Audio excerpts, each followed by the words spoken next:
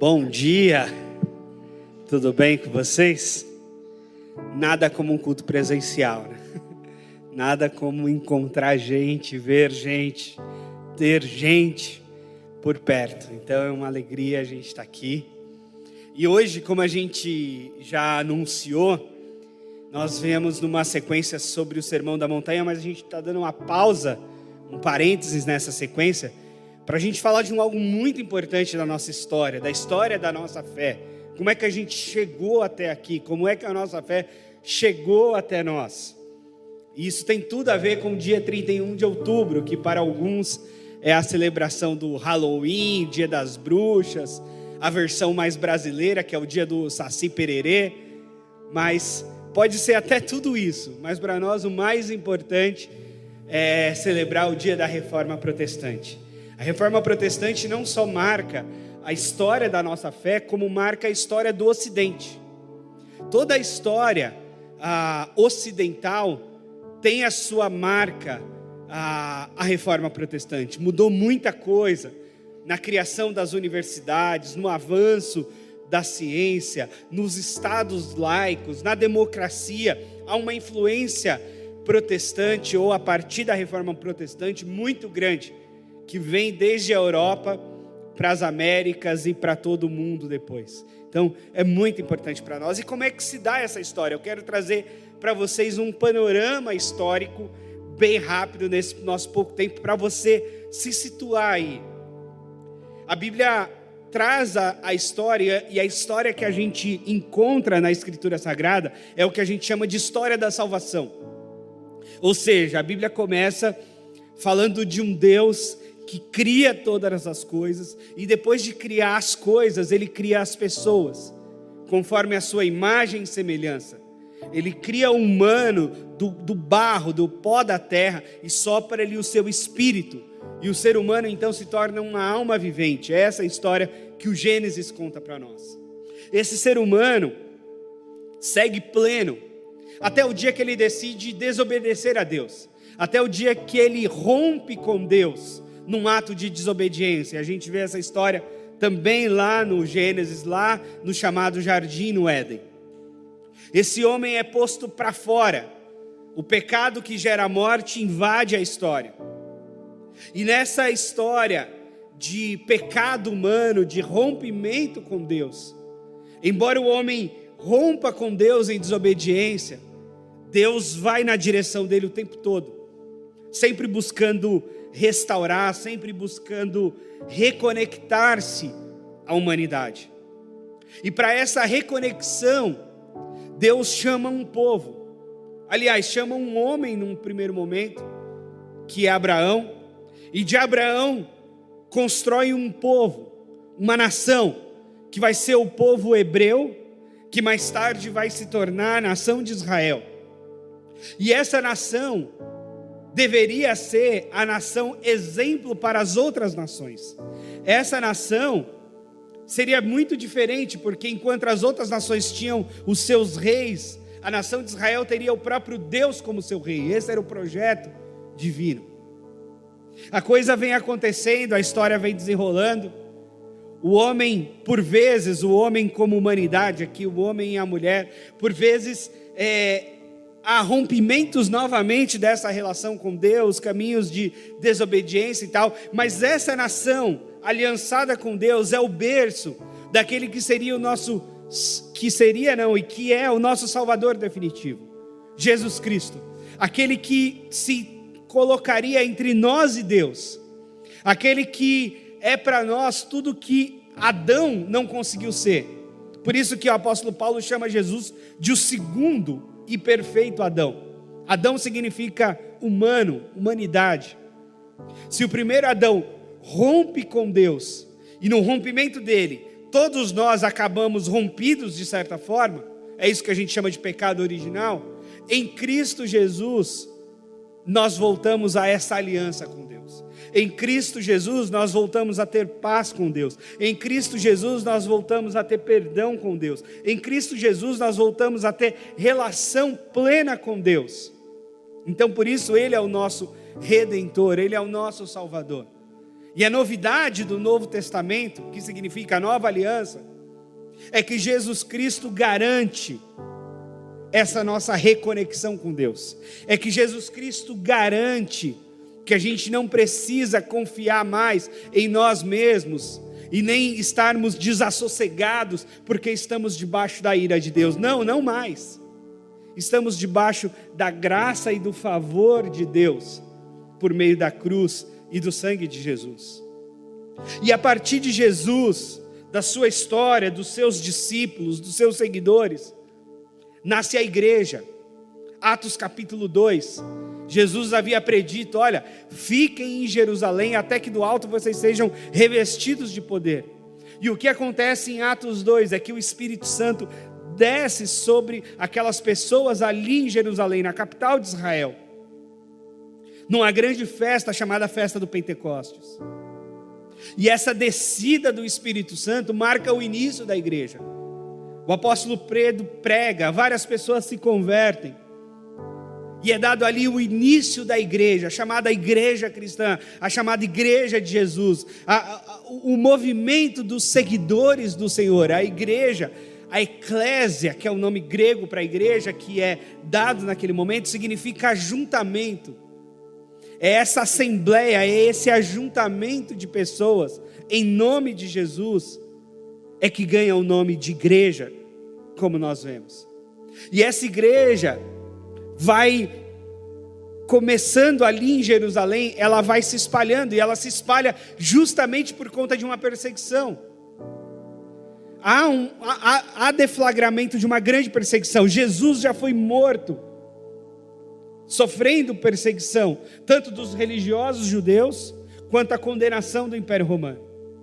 E com os primeiros cristãos não é diferente. A partir da morte de Estevão, em Atos, acontece essa perseguição aos cristãos. Por quê? Porque o imperador, e no caso o imperador romano, tinha status de divindade. A lógica antiga era que o rei ou o imperador, essas figuras de alto poder e autoridade, eram reconhecidos inclusive como seres divinos. Não é que eles eram escolhidos por Deus, eles eram deuses. Em Israel não. Em Israel o rei deveria ser escolhido por Deus, mas para as outras nações, para os outros impérios, o imperador era o próprio Deus, ou um dos deuses do panteão de deuses daqueles tempos. E os cristãos começaram a sofrer perseguição. Por quê? Porque eles diziam que só Cristo era o Senhor. Eles afirmavam que existia um único Deus, e esse Deus manifestado no Pai, no Filho e no Espírito Santo, essa santíssima trindade, e só ela deveria se dobrar o joelho, só ela deveria se adorar. E é por isso então, dentre outros motivos, mas um deles fundamentalmente, era que esse pessoal não queria adorar o imperador, não queria adorar a César, não queria adorar aquele que respondia e tinha a responsabilidade de todo o Império Romano nas suas mãos, que o Império Romano ocupava quase todo o mundo ocidental e um pedaço do oriental. E aí então eles sofrem perseguição, eles são mortos, degladiados, queimados, postos em calabouços e tudo mais. A gente começa a ver isso ali em Atos dos Apóstolos e vemos muito mais na história da igreja. Mas é interessante que um dos pais da igreja, um dos teólogos antigos da igreja, vai dizer que o sangue dos mártires era a semente do evangelho. Que quanto mais cristãos eram mortos por conta da sua fé, mais o evangelho crescia e se espalhava. E esse é um fenômeno percebido na história, acreditam? Que em países onde os cristãos e a igreja sofrem perseguição, há um crescimento extraordinário. Ainda que clandestino, ainda que sofredor, ainda que debaixo de opressão, a igreja cresce sob sofrimento e perseguição. Alguns dizem que é porque a igreja ora mais, alguns dizem que é porque o Espírito Santo é mais derramado em meio a essa luta e a esse sofrimento? Não sei dizer, mas é um mistério interessante. O crescimento da igreja em ambientes de perseguição. Bom, mas isso não é sempre. O que acontece? Numa dada batalha, já quando o Império Romano não tinha mais tanta força assim, conta a história que Constantino, o imperador romano de então, tem a visão de uma cruz, e que essa cruz, segundo a visão, o sonho dele, garantiria a vitória numa batalha. E ao vencer essa batalha e atribuir essa batalha à vitória da cruz de Cristo, do símbolo cristão, ele faz com que o império todo agora fosse cristão. Ora, num primeiro momento, uma boa notícia: os cristãos que eram perseguidos agora deixarão de ser perseguidos. E, ao invés de serem perseguidos e maltratados para a sua fé, ou contra a sua fé, agora eles são acolhidos diante do império, porque o próprio imperador tem a mesma fé. O próprio imperador agora é cristão, ou se diz cristão. E ao invés da perseguição, esse imperador vai construir igrejas. Ao invés da perseguição, esse imperador vai proteger lugares sagrados. É assim que Jerusalém tem uma série de proteções de espaços sagrados e locais onde Jesus porventura esteve ou realizou algum milagre ou alguma coisa. As igrejas foram construídas. Isso, num primeiro momento, foi tido como maravilhoso. Nossa, agora nós temos todo o império cristão. O cristianismo agora chegou a quase todo o mundo, porque o império romano era gigantesco. Tomava praticamente toda a Europa, uma parte da Ásia, uma parte da África, cristã. Olha só. Mas não é bem assim.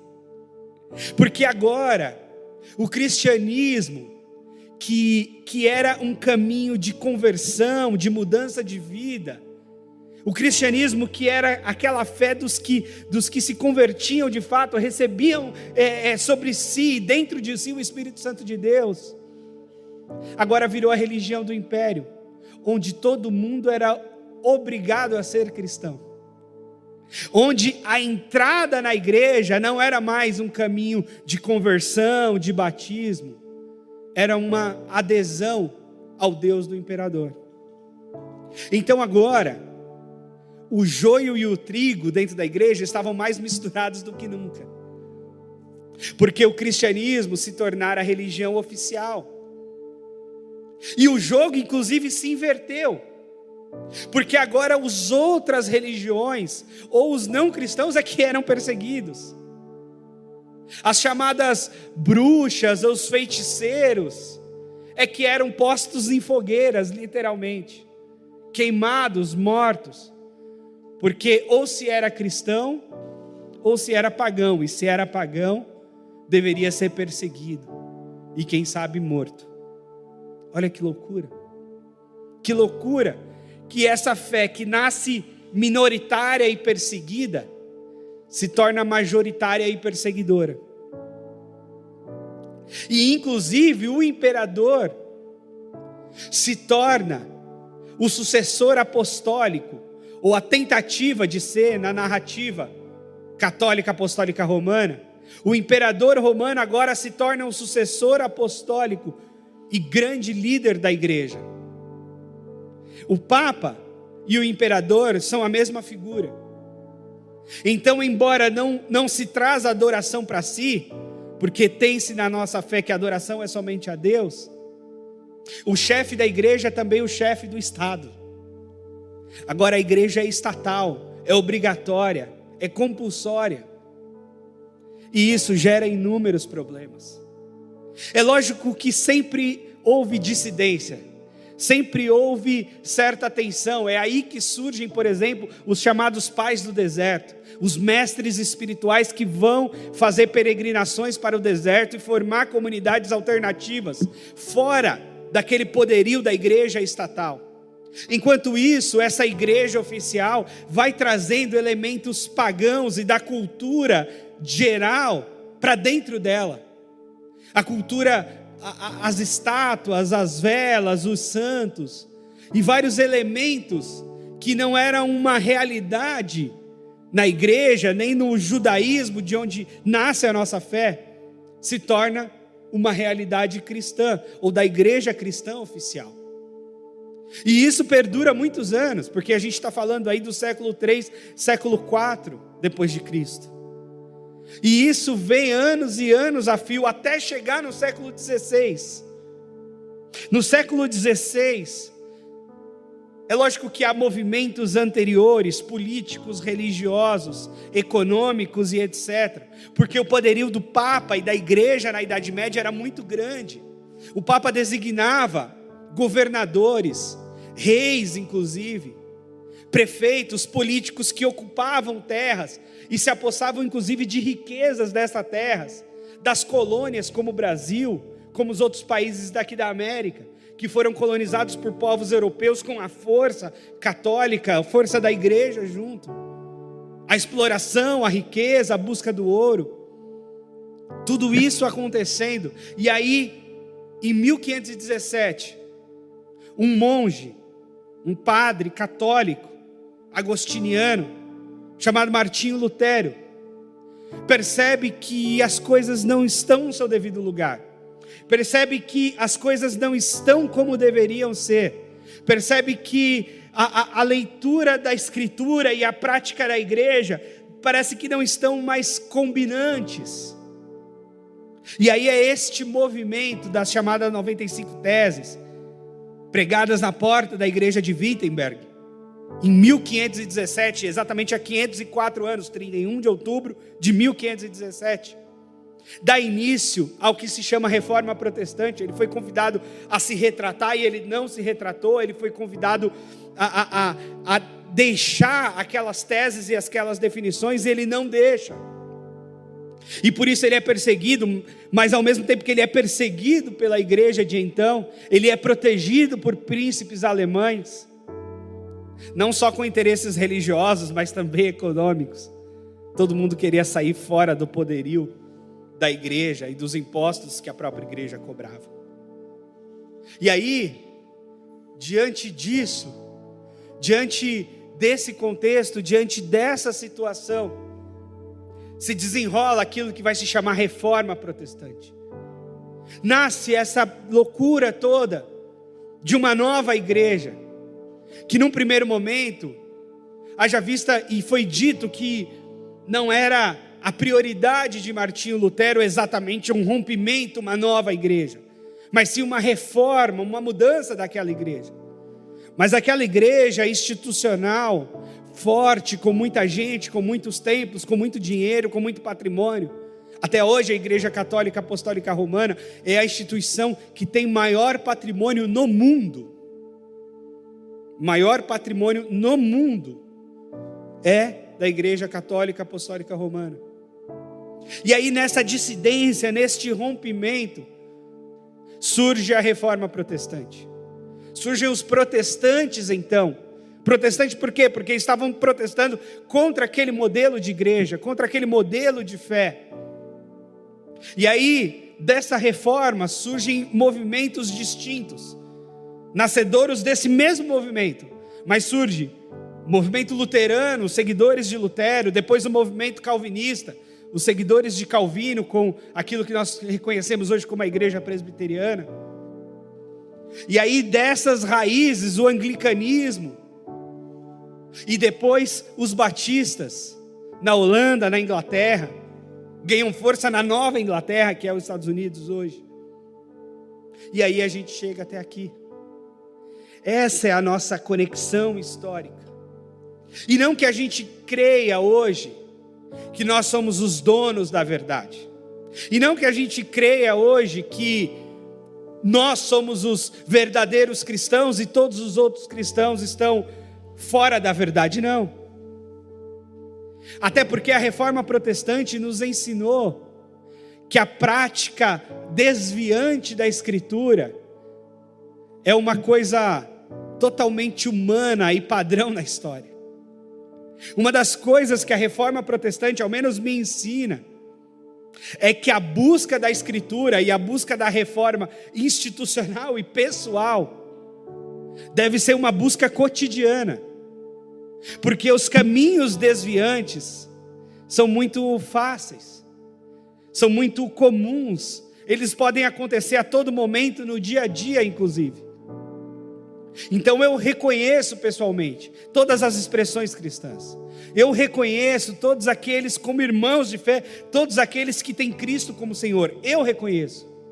Católicos ortodoxos lá da Rússia e do Oriente, católicos romanos aqui do Ocidente, protestantes de todas as correntes, evangélicos, como uma nova corrente inclusive do protestantismo. Mas sempre, e aí como batista, nos é muito importante a consciência individual de cada um, a Escritura Sagrada como única regra de fé e prática, e a confiança de que o Espírito Santo fala e habita em cada um de nós, e vai nos ensinar o caminho a ser trilhado, tanto de uma perspectiva institucional, nos nossos ajuntamentos, quanto de uma perspectiva pessoal, de uma busca e de um seguimento do Senhor. E aí mais tarde, no pós-reforma, se encontram 5 slogans importantes, quando os cristãos tiveram de afirmar o que eles criam, se não criam mais os dogmas católicos, se não criam na existência do purgatório, por exemplo, se não criam nas indulgências como contribuições para salvar almas do purgatório, se não criam naquilo que estava consolidado na lógica da igreja de então, no que criam? E aí são os 5 pilares da reforma, que foi pós-reforma, mas é um resumo. E esse resumo começa, em primeiro lugar, com solamente as Escrituras. Sola Scriptura é a palavra em latim para dizer somente a Escritura. Por que somente a Escritura? Porque na igreja de então, católica romana, havia sido criado o magistério da igreja. E o que é o magistério da igreja? O magistério da igreja é o conjunto de teólogos chamados doutores da igreja, que são capazes de interpretar a Escritura para o povo. A igreja assumia que o povo não teria condição de ler a Escritura por si só, que o povo não teria condição de interpretar a Escritura por si só. É lógico que há certa compreensão nisso, na perspectiva de que as pessoas eram analfabetas, a grande maioria. Analfabetas em seus idiomas locais e analfabetas do idioma do império, que era o latim. Então, os doutores da igreja estudavam latim. Eles estudavam a Escritura em latim. E eles eram capazes então de interpretar a Escritura com verdade. Por isso criou-se o magistério da igreja. Aqueles que interpretam, então o povo poderia assimilar a palavra de Deus a partir dos intérpretes da igreja. E não por si só. E a grande revolução da reforma é que Martinho Lutero traduz do latim para o alemão. E com isso vem a imprensa. A imprensa é a rede social do século XVI. A imprensa é a rede social do século XVI. Por quê? Porque agora tem gráfica. No século XVI já nasce a imprensa gráfica, a condição de imprimir coisas em larga escala. E aí isso favorece o movimento de Martinho Lutero, porque ele traduz o Novo Testamento, por exemplo, primeiro, para o alemão, que era a língua do povo, e as pessoas rapidamente têm acesso aos livros e aos textos, porque chega na mão delas, não só em latim, que eles não conseguiam ler, e as missas eram realizadas em latim, sequer eles conseguiam entender a missa, mas sim agora na linguagem deles. E a afirmação da reforma é só a Escritura. Não precisamos ou não dependemos das bulas papais. Não precisamos de outros intérpretes que não cerceiem o acesso ao texto. Não, nós queremos o texto na nossa língua, o texto que a gente possa ler, o texto que a gente possa se aproximar, e entendendo que somente esse texto sagrado é o texto oficial da palavra de Deus. Aquilo que está de Gênesis a Apocalipse, isso sim é para nós a palavra de Deus, e aí então sola a Escritura. É por isso que é tão importante para nós a valorização do texto sagrado. É tão importante para nós o privilégio de ler o texto sagrado. É tão importante para nós o acesso que temos, e hoje cada vez mais fácil o acesso, porque hoje tem Bíblia de tudo quanto é versão, tem aplicativos variados, a gente lê a Bíblia no tablet, no celular, no computador, tem Bíblia de papel, tem Bíblia em braille para quem deficiente visual, tem Bíblia de todo jeito. E que bom! E essa é uma dádiva da Reforma Protestante. Tanto que a escola bíblica dominical, que nasce para ensinar as pessoas a palavra, foi uma escola de alfabetização enorme. Porque os protestantes entendiam que eles precisavam alfabetizar as pessoas, para as pessoas lerem a Escritura. Então, uma marca protestante evangélica no mundo, inclusive no Brasil, foi a alfabetização. Porque os missionários pensavam, nós temos de ensinar as pessoas a ler. Porque se elas lerem, elas vão poder ler a palavra. Se elas aprenderem a ler, elas vão ter acesso à Escritura. A minha avó é fruto disso. A minha avó tem 89 anos, ela se converteu aos 40 e ela não sabia nem ler nem escrever. E foi justamente a partir da conversão que ela aprendeu a ler e a escrever. Aprendeu a ler e a escrever para ler a palavra. Ainda hoje ela escreve muito pouco, mas lê a Bíblia vorazmente. Conhece tudo de Gênesis a Apocalipse, porque foi o livro que ela abraçou e que ensinou ela a ler. Que ensinou a ela a cultura que ela tem, que ensinou a ela tudo que ela tem de sabedoria, foi basicamente do aprendizado da leitura das Escrituras a partir da sua conversão aos 40 anos. Esse é fruto lá dessa reforma, a importância de sola Escritura.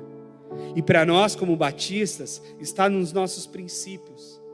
A Bíblia é a nossa única regra de fé e prática. Existem documentos importantes na história da igreja? Existem. Existem intérpretes importantes na história da igreja? Existem. Existem teólogos que nos ajudam muito a entender as Escrituras? Existem. Tudo isso deve ser valorizado. Tudo isso deve ser estudado se a gente tiver condição e disposição para isso. Mas nada disso está no nível da própria Escritura. Nós sempre temos a Escritura na prateleira de cima e todos os outros livros, todas as outras teologias, todas as outras interpretações, toda na prateleira de baixo. É lógico que isso gera problema, e não são poucos. E é por isso que a Igreja Católica ainda é uma igreja. E a Igreja Protestante, ela pipoca uma nova igreja a cada dia. Por quê? Porque dentro do catolicismo, a ideia de unidade da igreja em torno de um líder, que é o Papa, e a ideia de compreensão da Bíblia em torno dos intérpretes oficiais da igreja é muito forte. E isso traz unidade. No nosso caso, como nós não temos um chefe da igreja, e como nós não temos intérpretes oficiais da Escritura, cada um de nós é livre para acessar e para interpretar a Escritura. É lógico que isso gera mais distorções e heresias.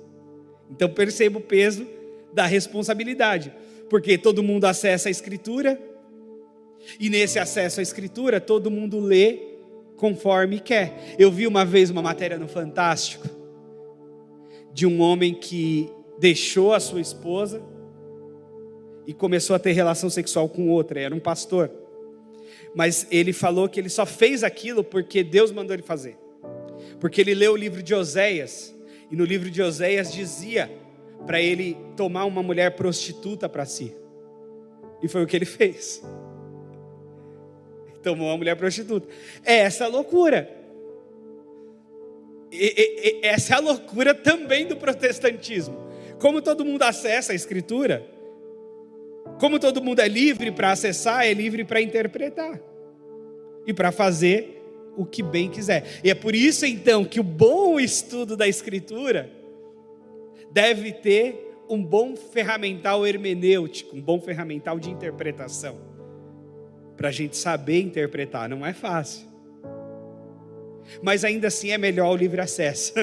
Ainda assim é melhor o livre acesso, e a gente vai sim elegendo os nossos mestres espirituais, a gente vai sim construindo um arcabouço de interpretação, e aí a comunidade, aí a igreja, aí o culto, o pequeno grupo, o curso bíblico e tudo aquilo que a gente tem para tentar oferecer caminhos adequados de interpretação dessa escritura.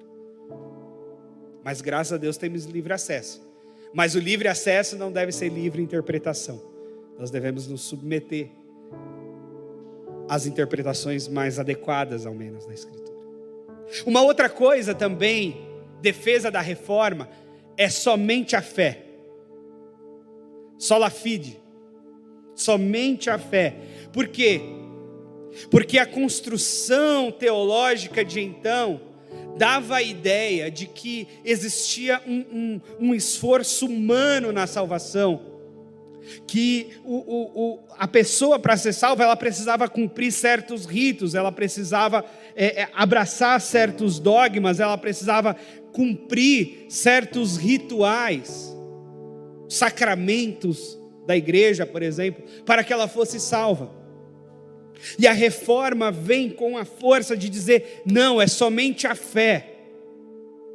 As nossas obras não dão conta de alcançar a Deus. O nosso esforço humano não dá conta de garantir a nossa salvação. Então, como é que é garantida a nossa salvação? Como é que é garantida a nossa paz com Deus? Como é que é garantida a nossa relação com Deus? É somente pela fé em Cristo Jesus. É somente a fé. Não passa por instituição alguma. Não passa por outra coisa, não passa por obras, não passa por nada que não seja a fé em Cristo Jesus. E aí o texto de Efésios é muito importante, que o apóstolo Paulo escreve aos crentes de Efésios e diz que a salvação é por meio da fé, e isso não vem de vós, é dom de Deus, para que ninguém se glorie. Para que ninguém se glorie. É somente pela fé que somos salvos. Essa é uma outra afirmação da reforma. Isso esvazia, pode esvaziar a igreja de certo aspecto. Isso esvazia dogmas, isso esvazia os rituais. Porque se é somente a fé, e eu não preciso de mais nada, senão a fé, e eu tenho que te dizer, é verdade. Você não precisa voltar aqui domingo que vem? Não. Não precisa vir todo domingo? Não. Não precisa ir no pequeno grupo toda terça? Também não. Ir no outro pequeno grupo toda quinta? Também não. E ir no encontro de adolescentes sábado, né, Diego? Também não. É somente pela fé que alcançamos a nossa salvação. Agora, lógico, existem os desdobramentos da vida comunitária, existem os desdobramentos desse segmento de Jesus. Mas o que para alguns não existia salvação fora da igreja, e aí fora da igreja, lê-se Igreja Católica Apostólica Romana, os reformadores dizem assim, não existe salvação fora da fé, mas se você tiver fé em Jesus, há salvação em qualquer parte do mundo, em qualquer lugar do universo, sem necessariamente ter mediação de qualquer instituição. A outra coisa é que somente a graça. Por quê? Porque sempre houve uma tensão entre a lei e a graça. Porque a lei também é divina. Ora, Deus deu os 10 mandamentos a Moisés lá no Monte Sinai. A história do judaísmo é construída em cima desses 10 mandamentos. A história de Israel, o país, a nação, se constrói em torno desses 10 mandamentos. E como assim agora não temos de fazer nada? Como assim agora não temos de seguir uma lei de Deus para poder sermos salvos? Como assim agora não temos de seguir certos padrões morais para sermos salvos? E a reforma protestante vai dizer, não, é somente a graça de Deus que nos salva. E isso é muito louco, porque isso quebra uma lógica meritocrata que a gente possa ter. Do tipo, essa pessoa merece salvação, essa pessoa não merece salvação. Essa pessoa é boazinha, merece ir para o céu. Essa pessoa é má, merece ir para o inferno. Não é assim que muitas vezes funciona a nossa cabeça? Não é assim que funciona a nossa cabeça com relação a nós mesmos, e inclusive a nossa culpa, diante dos nossos inevitáveis desvios morais e éticos, por exemplo. E a gente diz, meu Deus, perdi a salvação, vou para o inferno. Ou meu Deus, eu não sou digno nem de fazer uma oração, porque eu sou tão pecador. Como é que eu vou falar com Deus agora, sendo tão pecador como eu sou? Como é que eu vou na igreja, sendo tão pecador como eu sou? Não tenho nem cara de ir lá. Tem gente que pensa assim, que não entra numa igreja de tão pecador que é. Tem gente que caminha nessa culpa maluca.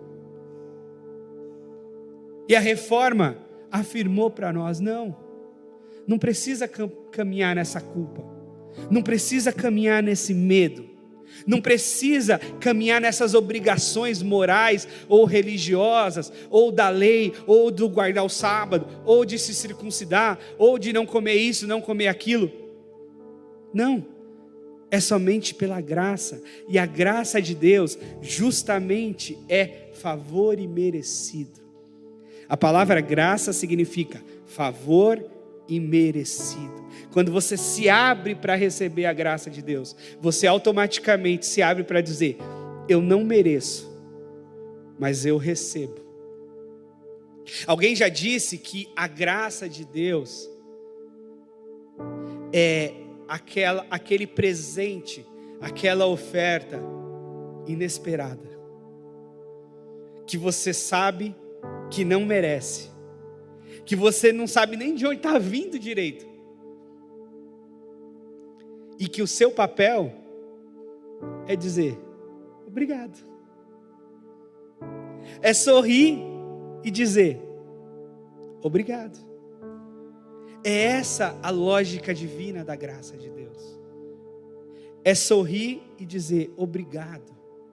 A gente estava conversando, eu e a Deise aqui antes do culto, sobre essa liberdade, não só para amar, mas para ser amado.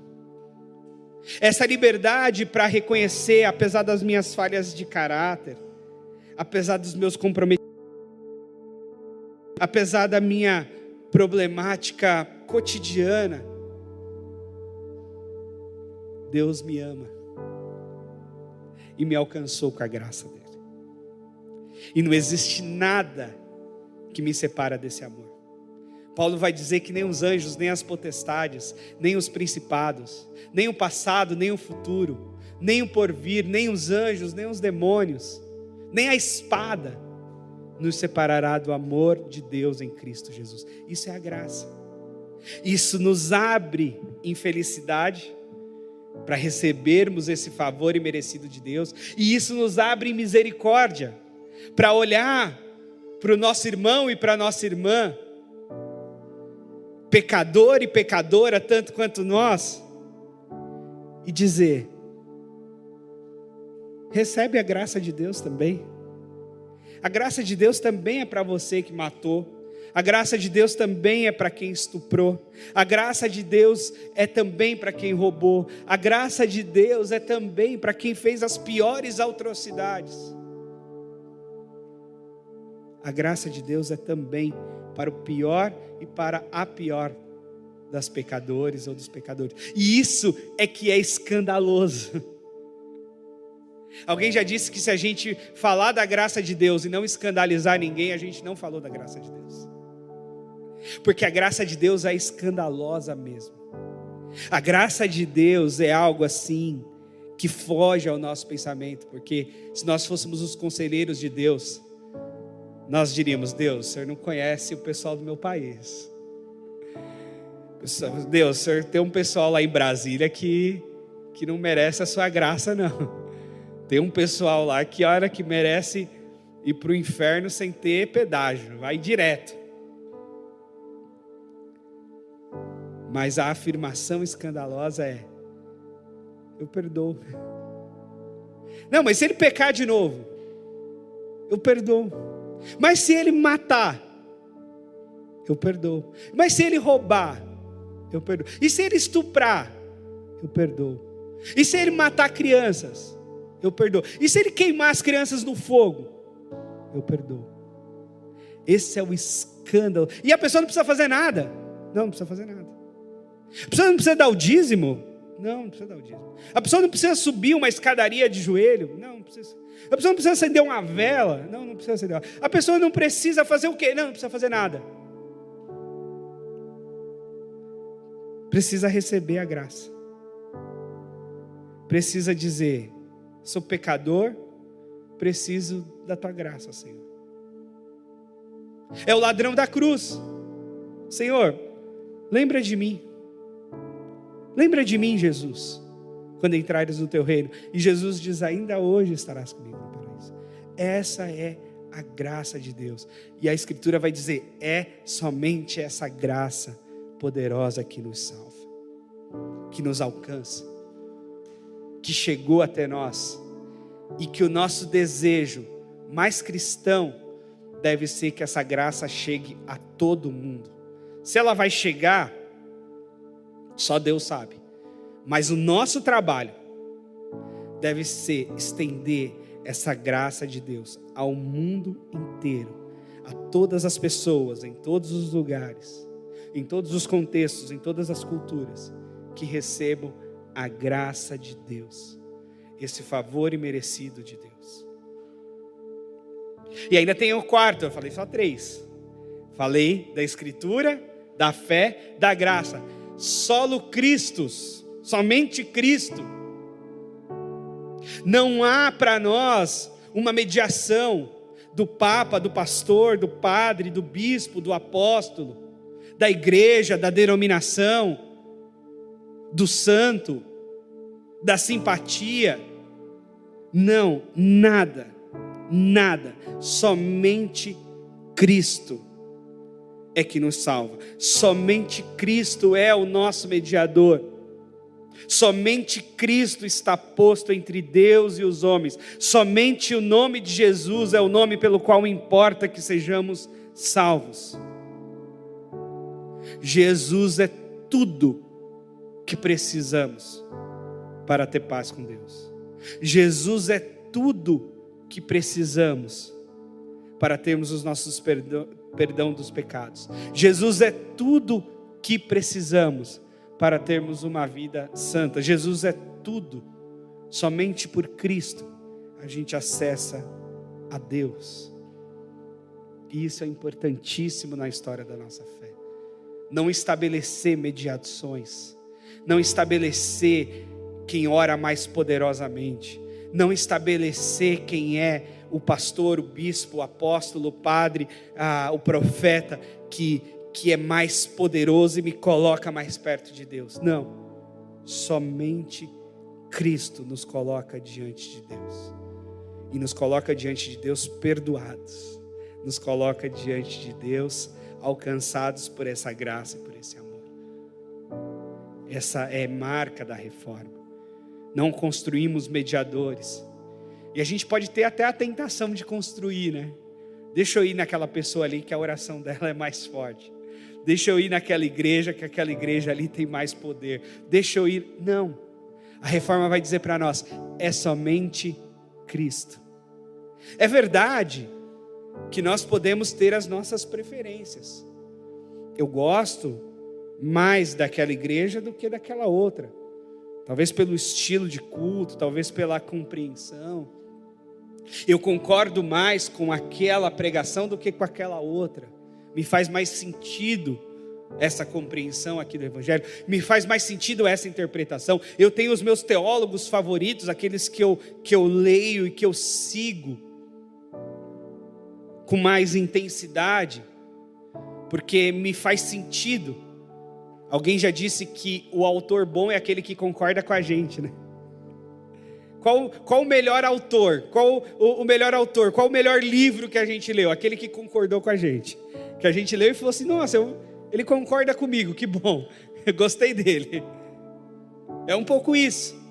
Isso é muito humano, isso é muito natural, normal. Mas não como mediação divina, como preferência pessoal, como compreensão cognitiva, como compreensão afetiva. Às vezes a nossa conexão com a pessoa não é intelectual. Às vezes a nossa conexão com a igreja não é só porque a gente compreende ou entende ou acredita em tudo do jeito que aquele pastor ou do que aquela liderança faz, mas a gente cria afeto. E nós também somos movidos a afetos. E aí na nossa conexão afetiva faz sentido a gente estar junto, porque temos afetos e trocamos esse afeto uns com os outros. Eu acredito muito isso na vida da igreja, que nós estamos reunidos aqui não é por uma compreensão doutrinária igualzinha, não é porque a gente lê a Bíblia e interpreta tudo igualzinho, é porque a gente lê e interpreta igual o essencial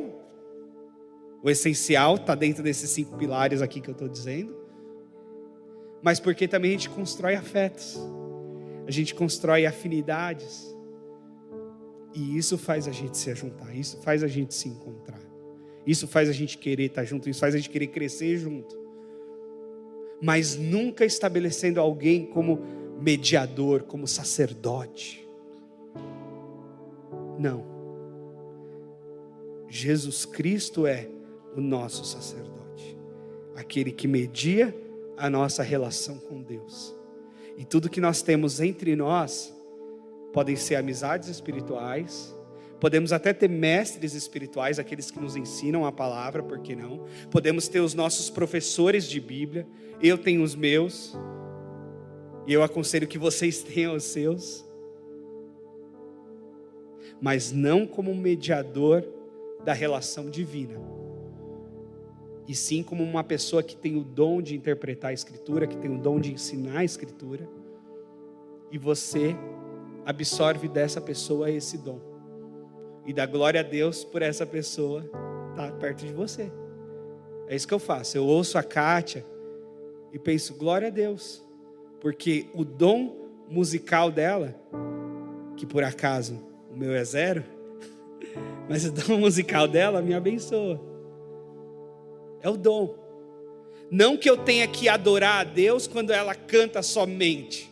Não que ela seja a mediadora da minha adoração. O mediador da minha adoração é Cristo. Mas o dom dela me abençoa. E eu gosto, eu me sinto bem. Além da voz, além da afinação, tem também o afeto. E essa troca. Isso é a igreja. E por fim, o quinto, falei da fé, falei da graça, falei da Escritura, falei de Cristo. Por fim, o quinto e resumo dos outros é só lhe deu glória. Somente a Deus a glória. Isso pode nos livrar de muitas enrascadas. Sim. Um dos reformadores, chamado Calvino, diz que o coração humano é uma fábrica de ídolos. E nós temos uma tendência de criar ídolos, ícones, colocar em algumas pessoas a ideia de perfeição, alguns heróis para nós. Às vezes esse herói está na política, às vezes esse herói está na mídia, às vezes esse herói está no mundo artístico, às vezes esse herói está em algum canto aí da sociedade. A gente fala, nossa, eu sou fã, ele é meu ídolo. É lógico que, mais uma vez, essa relação humana de admiração é natural e boa. Por que não admirar um autor que eu leio e acho o máximo? Por que não admirar um autor, um ator que eu goste? Por que não admirar um cantor que eu goste das ideias? Por que não admirar um filósofo que eu goste, um professor que eu tive? Ok essa admiração. Por que não admirar um político que me representa, no qual eu dei o meu voto e estou dando a ele certa confiança, acreditando que ele vai fazer ou fará um bom trabalho? Por que não? A gente ainda tem que acreditar nisso, em alguma medida. Mas Somente a Deus damos glória. Somente diante de Deus nos ajoelhamos. Somente em Deus confiamos plenamente. Não vamos fazer a defesa de ninguém. Não vamos entregar 100% da nossa confiança a alguém. Não vamos entregar 100% da nossa devoção, do nosso coração a alguém. Somente a Deus damos glória. Os cristãos foram massacrados porque não se dobraram diante dos imperadores. Os cristãos foram mortos em arenas de leões. Hoje em dia o pessoal vai para Roma, né? Visitar lá os lugares sagrados e bonitos e tal, o Coliseu. Mas o Coliseu tem muito sangue de cristão. Aqueles lugares, aquelas arenas, eram locais onde os cristãos eram jogados para serem comidos por cães, por leões, pisoteados por cavalos. E as pessoas aplaudiam aquele espetáculo. E um dos motivos é porque eles não davam glórias aos imperadores. Eles não ajoelhavam diante dos governadores. Eles não se prostravam diante dos poderosos. Eles diziam: não, só a Deus a gente dá glória. A gente só se dobra diante de um Deus. A gente só tem um Deus. A gente só se coloca de joelhos diante de uma pessoa. É Jesus. Diante de todas as outras, a gente pode dar o nosso voto. Diante de todas as outras, a gente pode dar uma certa admiração. Diante de todas as outras, a gente pode seguir no Instagram. Diante de todas as outras, a gente pode assistir no YouTube e achar legal. Mas somente a Deus nós damos glória. Essa é uma marca da história da reforma. Em tudo isso, nós só glorificamos a Deus. Para nós, homens e mulheres, no final das contas, são todos iguais. E só Deus está acima de todos nós. E só a Ele, então, nós damos toda a honra e toda a glória. Esse é o resumo. Esse é o resumo da história da nossa fé. Esse é o resumo de como a gente chegou até aqui. E as minhas recomendações para você, por fim, se você esquecer de toda essa história que eu falei, é que você, em primeiro lugar, seja amigo da palavra de Deus. Devore a Escritura.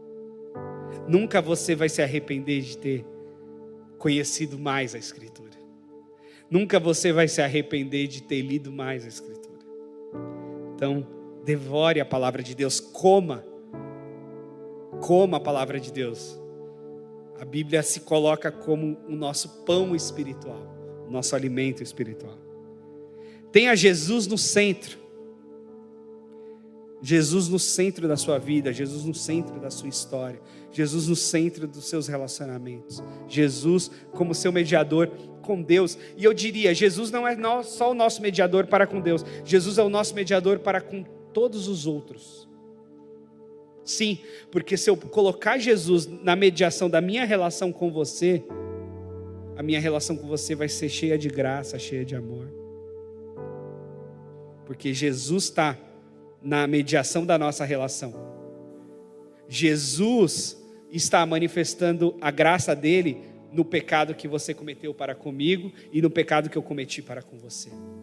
Então Jesus não é só o nosso mediador com Deus, Jesus é o nosso mediador de todas as relações. Tenha Jesus no centro e na mediação de tudo.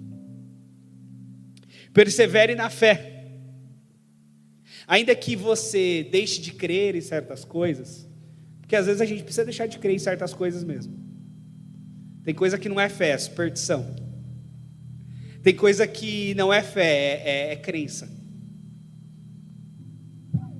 Tem um amigo que foi para a Europa e ele descreu de um monte de coisa. E ele é pastor na Europa. E eu falei: você não tem medo de ter perdido a fé? Ele falou: eu perdi as minhas superstições e as minhas crenças e fiquei só com a fé. Foi que bom. Que seja assim. Que a gente deixe de crer nas superstições, nas más compreensões e persevere na fé. A fé em quem Deus é e no que Ele fez por nós. Creia na graça. Creia na graça de Deus. Não há nenhum pecado. Não há nada tão grave que não possa ser perdoado por Deus. Não considere o seu pecado maior que a graça de Deus. Nenhum pecado de ninguém. Creia na graça. Creia nesse favor imerecido de Deus. Você dizer, pastor, mas eu não mereço. É isso mesmo. É isso mesmo. Essa aí a graça de Deus. É você não merecer. E creia na graça não só para você, porque para alguns a graça é para si e a lei é para os outros, né?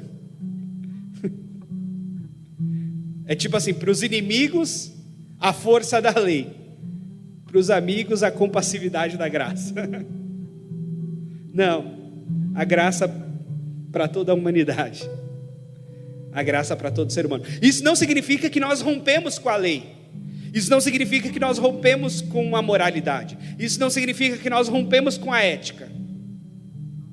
Mas na falha da lei, na falha moral e na falha ética, tenhamos graça para com todos, para conosco.